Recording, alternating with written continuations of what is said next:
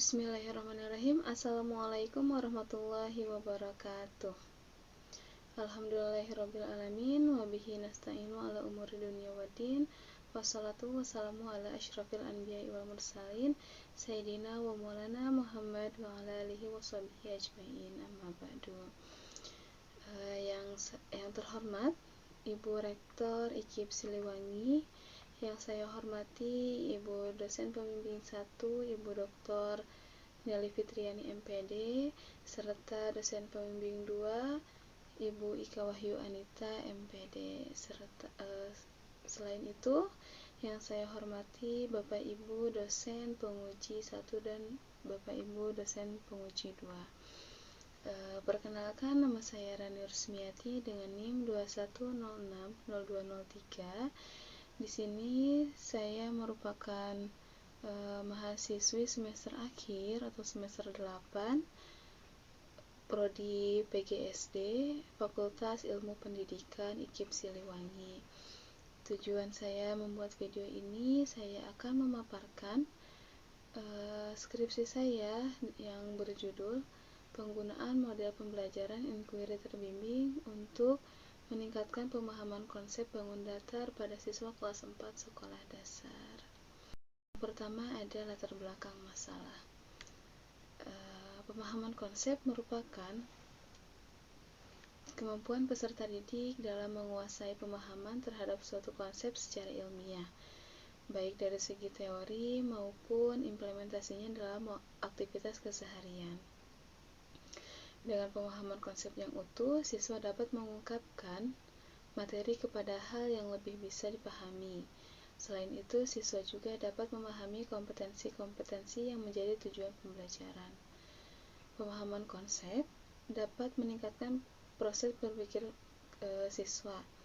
Pemahaman konsep sebagai landasan siswa untuk memperoleh pengetahuan dan keterampilan dengan cara berpikir kritis. Pemahaman konsep juga dijadikan landasan utama dalam meningkatkan berpikir kreatif dan berpikir logis. Pendekatan yang berfokus pada guru, dengan guru sebagai satu-satunya sumber pengetahuan dan siswa tidak dilibatkan secara aktif dalam pembelajaran. Dalam hal ini, sejalan dengan temuan penelitian dari Aditya dan Julaiha tahun 2020 yang menunjukkan penggunaan model ceramah masih mendominasi pendekatan pembelajaran yang diterapkan oleh sebagian besar guru matematika, yang mengakibatkan rendahnya partisipasi aktif siswa dan kurangnya pemahaman konsep secara mendalam. Pembelajaran ini umumnya tidak disertai penggunaan media, alat peraga atau kegiatan kontekstual yang memadai, sehingga pemahaman konseptual siswa masih kurang tergali karena pembelajaran lebih berorientasi pada hafalan rumus. Selain itu, menurut Sayangan dan yang lainnya tahun 2024, pembelajaran yang hanya berfokus pada guru dan minim keterlibatan aktif siswa dapat menghambat kemampuan siswa dalam memahami konsep dan menerapkan pemikiran kritis. Rendahnya pengalaman belajar yang aktif menyebabkan siswa kesulitan memahami konsep karena kurangnya keterlibatan dalam eksplorasi materi secara langsung. Berbagai upaya dapat dilakukan untuk mengatasi permasalahan rendahnya pemahaman konsep. Nah, penerapan pendekatan pembelajaran yang inovatif seperti inquiry terbimbing menjadi salah satu alternatif yang dapat digunakan untuk meningkatkan kualitas pembelajaran. Melalui tahapan-tahapan yang sistematis, siswa diarahkan untuk mengeksplorasi, mengamati, mengajukan pertanyaan, dan menemukan konsep-konsep secara individual dengan dukungan dan kontrol dari guru. Menurut Zubaidah tahun 2016, model inquiry terbimbing memungkinkan siswa terlibat secara aktif dalam membangun pengetahuan dengan pendampingan guru secara bertahap, sehingga berdampak positif terhadap pemahaman konsep yang telah mendalam. Temuan ini juga diperkuat oleh penelitian Sabella dan Rusdiana tahun 2022 yang menyatakan bahwa adanya peningkatan pemahaman konsep dengan menggunakan model inquiry terbimbing pada mata pelajaran matematika. Berbagai penelitian telah dilakukan pada pemahaman konsep dan inquiry terbimbing. Inquiry terbimbing dapat meningkatkan pemahaman konsep bangun datar pada siswa. Model ini juga memungkinkan siswa untuk belajar sesuai dengan kemampuan masing-masing, memberikan keterlibatan aktif dalam proses pembelajaran yang dapat meningkatkan motivasi belajar. Selain itu, strategi ini juga bersifat student center atau berpusat pada siswa karena memberikan ruang bagi siswa untuk menemukan ide, sementara guru berperan sebagai mitra dalam proses verifikasi dan diskusi. Nah, berdasarkan uraian latar belakang di atas, maka peneliti tertarik untuk melaksanakan penelitian dengan mengambil judul penggunaan model pembelajaran inquiry terbimbing untuk meningkatkan pemahaman konsep bangun datar pada siswa kelas 4 sekolah dasar.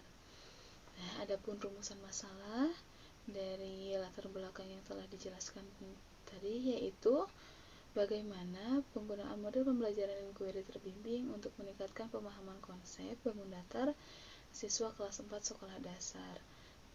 Rumusan masalah tersebut diuraikan ke dalam pertanyaan penelitian. Yang pertama ada, apakah terdapat peningkatan pemahaman konsep menggunakan model pembelajaran inquiry terbimbing pada siswa kelas 4 sekolah dasar? Bagaimana penerapan pembelajaran model pembelajaran inquiry terbimbing terhadap pemahaman konsep materi bangun datar pada siswa kelas 4 sekolah dasar? Bagaimana respon siswa kelas 4 sekolah dasar pada pembelajaran konsep bangun datar dengan menggunakan model pembelajaran inquiry terbimbing? Selain itu, ada tujuan penelitiannya. Berdasarkan rumusan masalah yang tadi disebutkan, maka tujuan penelitian ini yaitu untuk mengetahui penggunaan model pembelajaran inquiry terbimbing untuk meningkatkan pemahaman konsep bangun datar siswa kelas 4 sekolah dasar. Nah, adapun tujuan khususnya yaitu mengetahui peningkatan pemahaman konsep menggunakan model pembelajaran inquiry terbimbing pada siswa kelas 4 sekolah dasar, mendeskripsikan penerapan pembelajaran menggunakan model pembelajaran inquiry terbimbing terhadap pemahaman konsep materi bangun datar pada siswa kelas 4 sekolah dasar, serta mengetahui respon siswa kelas 4 sekolah dasar pada pembelajaran konsep bangun datar dengan menggunakan model pembelajaran inquiry terbimbing. Adapun manfaat dari penelitian ini yaitu yang pertama, ada manfaat teoritis. Manfaat dari penelitian ini yaitu memberikan dasar ilmiah yang dijadikan acuan bagi peneliti lain dalam melaksanakan studi sejenis, khususnya yang bertujuan untuk meningkatkan kemampuan pemahaman konsep siswa. Kemudian ada juga manfaat praktis. Yang pertama, memberikan kontribusi pemikiran dalam pembelajaran matematika di sekolah dasar guna meningkatkan mutu belajar mengajar, sehingga pada akhirnya dapat meningkatkan capaian hasil belajar peserta didik. Selain itu juga mendorong terciptanya kolaborasi yang lebih baik di lingkungan sekolah. Kemudian menambah wawasan guru mengenai strategi pembelajaran matematika yang dapat membantu dan mengidentifikasi kesulitan belajar siswa serta memberikan umpan balik yang berguna sehingga proses belajar menjadi lebih interaktif dan menyenangkan. Kemudian menjadi acuan untuk mendorong keterlibatan siswa dalam kegiatan pembelajaran seperti keberanian dalam menyampaikan pendapat serta kemampuan berpikir kritis dalam memecahkan permasalahan yang diberikan, yaitu kajian teoritis. Yang pertama ada model inquiry terbimbing. Model pembelajaran inquiry merupakan suatu pendekatan yang mendorong siswa untuk mengeksplorasi dan memanfaatkan beragam sumber informasi serta gagasan guna memperdalam pemahaman mereka terhadap suatu permasalahan, topik, atau isu. Kemudian menurut Jauhar, model pembelajaran inquiry terbimbing merupakan suatu pendekatan yang memfokuskan pada siswa diberi arahan melalui pertanyaan pendahuluan dan dibantu dalam proses diskusi untuk mengeksplorasi materi. Lainnya, menurut Sanjaya, mengungkapkan bahwa inquiry terbimbing adalah bentuk pembelajaran berbasis penemuan yang proses pelaksanaannya dilakukan melalui bimbingan dari guru.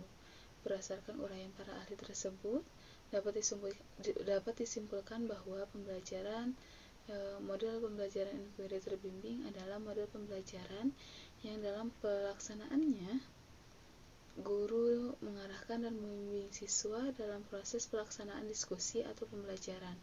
Siswa terlebih dahulu diberikan arahan oleh guru, kemudian siswa tersebut melaksanakan pembelajaran sesuai dengan petunjuk yang diberikan oleh guru.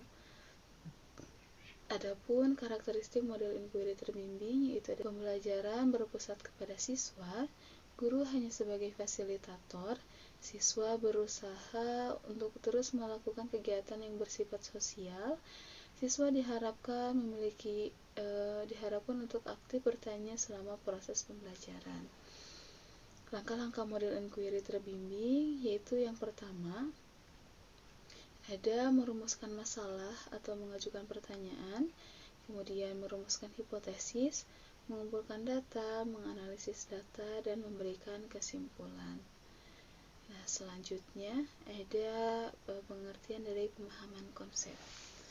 Pemahaman konsep merujuk pada kemampuan individu dalam menangkap makna suatu materi yang ditunjukkan melalui kemampuannya mengungkapkan kembali informasi dalam bentuk yang lebih mudah dipahami, memberikan interpretasi yang tepat, serta mengaplikasikan konsep tersebut dalam berbagai situasi. Kemudian Sutanto menyatakan bahwa pemahaman konsep adalah proses yang mencakup kemampuan untuk menyerap dan menafsirkan informasi, menyajikan ilustrasi, contoh, dan penjelasan yang luas serta memadai, serta menguraikannya secara lebih kreatif. Sementara itu, konsep sendiri diartikan sebagai representasi mental berupa ide, gagasan, atau pengertian yang terbentuk dalam pikiran seseorang. Dari pengertian pemahaman konsep tersebut dapat diambil kesimpulan bahwa pemahaman konsep merupakan kemampuan dalam memahami, memberikan interpretasi, dan mengaplikasikan, di mana siswa dituntut untuk memahami sebuah konsep agar bisa lebih bermakna pemahaman untuk kedepannya. Adapun indikator pemahaman konsep yang menurut Hadik tahun 2009, indikator pemahaman konsep meliputi menyatakan ulang sebuah konsep, mengklasifikasikan objek-objek menurut sifat tertentu yang sesuai dengan konsepnya, memberikan contoh dan non-contoh dari konsep, memberikan konsep dalam berbagai bentuk representasi matematika, mengembangkan syarat perlu dan cukup dari suatu konsep, menggunakan, memanfaatkan, dan memilih prosedur atau operasi tertentu, serta yang terakhir mengaplikasikan konsep atau algoritma dalam penyelesaian masalah. Adapun metode penelitian yang diambil pada penelitian ini yaitu mixed method atau metode campuran. Menurut Creswell, penelitian mixed method adalah jenis penelitian yang melibatkan proses pengumpulan, analisis, serta integrasi antara pendekatan kuantitatif dan kualitatif dalam satu studi untuk memperoleh pemahaman yang lebih menyeluruh terhadap suatu permasalahan penelitian.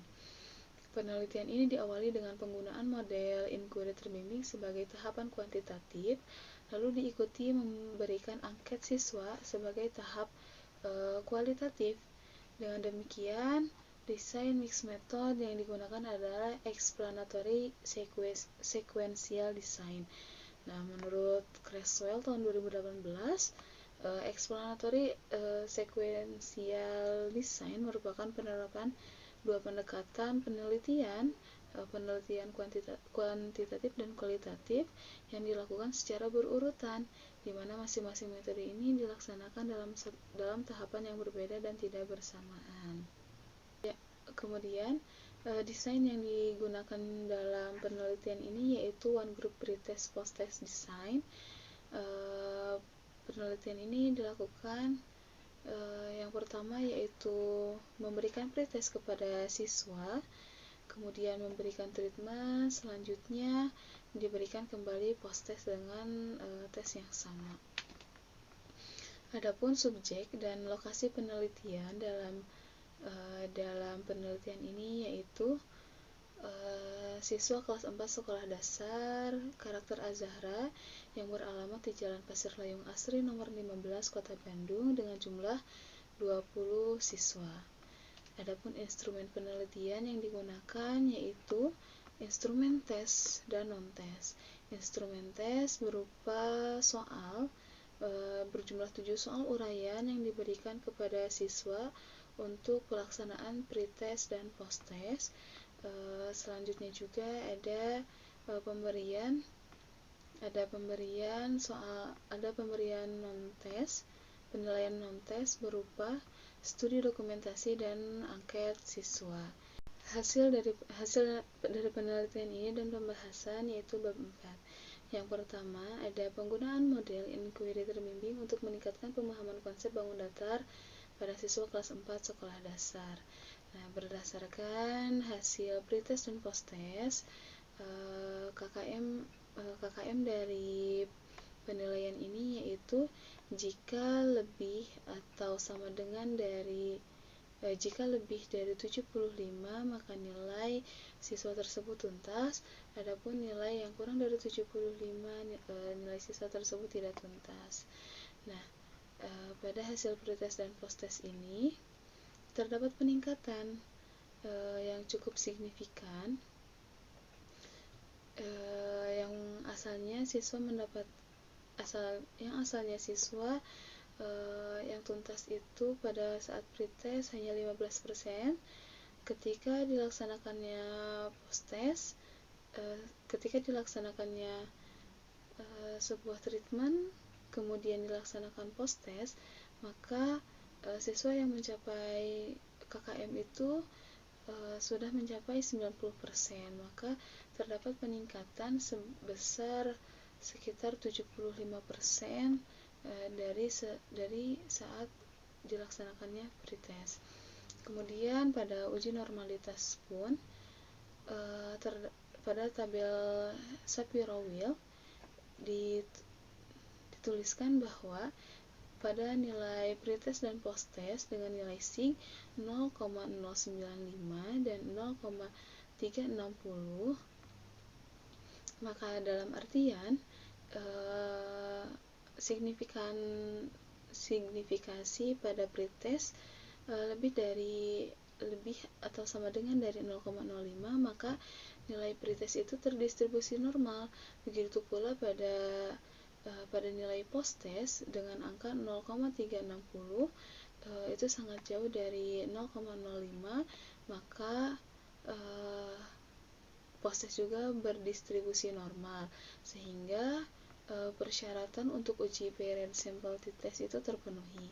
Selanjutnya ada uji independen sample t-test. Nah, pada sampel t-test ini dengan hipotesis jika nilai signifikansinya kurang dari 0,05, maka H0-nya ditolak dan H1-nya diterima, maka adanya perbedaan. Dari hasil penelitian ini, nilai signifikansinya itu 0,00, artinya kurang dari 0,05, yang artinya H0 itu ditolak dan H1 diterima. Dengan demikian dapat disimpulkan bahwa terdapat perbedaan dalam kemampuan pemahaman konsep pada materi bangun datar setelah menggunakan model pembelajaran inquiry terbimbing. Adapun hasil endgain yang dilakukan pada penelitian ini yaitu yang diberikan soal kepada 20 siswa dengan rata-rata pretest yaitu 62, rata-rata posttest 83, kemudian posttest dikurangi dengan nilai pretest yaitu 22, skor ideal dikurangi pretest dengan nilai 38, dengan nilai endgain yaitu 0,56, atau dipresentasikan sebanyak 57% dengan artian sedang. Nah, berdasarkan hasil endgain tersebut, Rata-rata skor NGN memperoleh 57%. Dengan demikian, peningkatan pemahaman konsep siswa menggunakan model inquiry terbimbing pada materi bangun datar berada pada kategori sedang. Nah, adapun hasil yang kedua yaitu penerapan pembelajaran model pembelajaran inquiry terbimbing materi bangun datar. Nah, pembelajaran ini dilaksanakan selama 5 pertemuan dengan 2 kali 35 menit. Pada awal pembelajaran, peneliti melakukan cek kehadiran untuk mengetahui siswa yang masuk dan tidaknya, kemudian menyanyikan lagu nasional untuk setiap pertemuannya. Selanjutnya, peneliti juga membacakan tujuan pembelajaran yang akan dipelajari. Setelah itu, peneliti melakukan pengajaran berupa pengimplementasian penggunaan model inquiry terbimbing dengan langkah-langkah sebagai berikut. Yang pertama ada orientasi masalah, yang kedua ada membuat rumusan masalah, yang ketiga merumuskan hipotesis, yang keempat menguji hipotesis, dan yang kelima itu pemaparan hasil diskusi berupa presentasi di depan kelas. Selanjutnya untuk menjawab soal yang nomor 3 yaitu respon siswa pada pembelajaran pemahaman konsep dengan menggunakan model pembelajaran inquiry terbimbing. Pada respon siswa ini, siswa diberikan soal angket atau pernyataan dalam angket berupa 12 pernyataan dengan 3 kategori yaitu baik, sedang, dan kurang. Soal berupa 6 soal negatif dan 6 soal positif dengan hasil angket yaitu menunjukkan bahwa rata-rata dari 20 siswa yaitu 29,3 dengan persentase 81%. Nah, jika nilainya 81%, berdasarkan kualifikasi interpretasi hasil skor angket yang telah dipaparkan pada bab sebelumnya, hasil skor angket ini menunjukkan bahwa respon siswa terhadap penggunaan model pembelajaran inquiry terbimbing pada materi bangun datar ini sangat sesuai.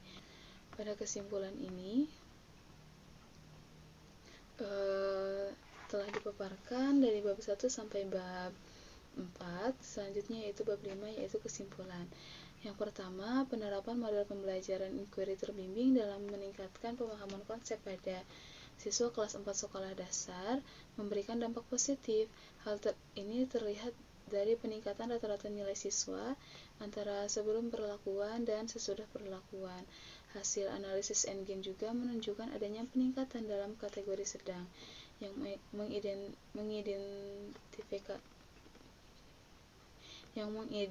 mengindikasikan bahwa model inquiry terbimbing efektif dalam meningkatkan pemahaman konsep siswa secara signifikan. Kemudian, pembelajaran pemahaman konsep dengan menggunakan model inquiry terbimbing tergolong efektif. Keefektifan ini didukung oleh hasil uji statistik peer sample t-test yang menunjukkan nilai signifikansi menandakan adanya perbedaan yang signifikan antar nilai pre-test dan post-test. Selain itu, tahapan-tahapan dalam model inquiry terbimbing yang melibatkan keaktifan siswa dalam proses penemuan konsep terbukti dapat meningkatkan hasil belajar siswa secara signifikan dan bermakna. Respon siswa terhadap pembelajaran dengan menggunakan model pembelajaran inquiry terbimbing berada pada kategori positif. Hasil angket menunjukkan kategori sesuai, sangat sesuai. Siswa merasa pembelajaran menjadi lebih menyenangkan, menantang, dan memudahkan mereka dalam memahami materi. Selain itu, keterlibatan aktif dalam proses belajar juga meningkatkan motivasi, rasa percaya diri, dan kemampuan bekerja sama siswa. Kemudian yang terakhir dari penelitian ini yaitu saran. Nah, berdasarkan hasil penelitian dan kesimpulan dapat diuraikan saran sebagai berikut. Yang pertama, bagi guru disarankan untuk menerapkan model pembelajaran inquiry terbimbing sebagai salah satu strategi alternatif dalam pembelajaran matematika.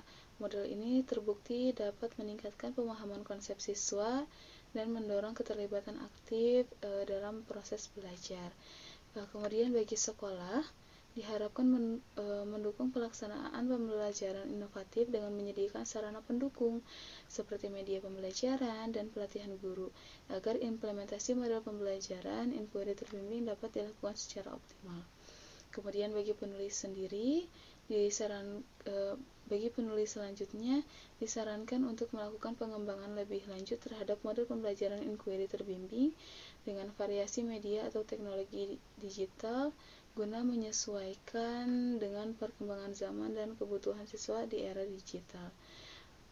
Mungkin yang dapat saya sampaikan hanya sekian, kurang lebihnya saya mohon maaf. Terima kasih atas perhatiannya. Wassalamualaikum warahmatullahi wabarakatuh.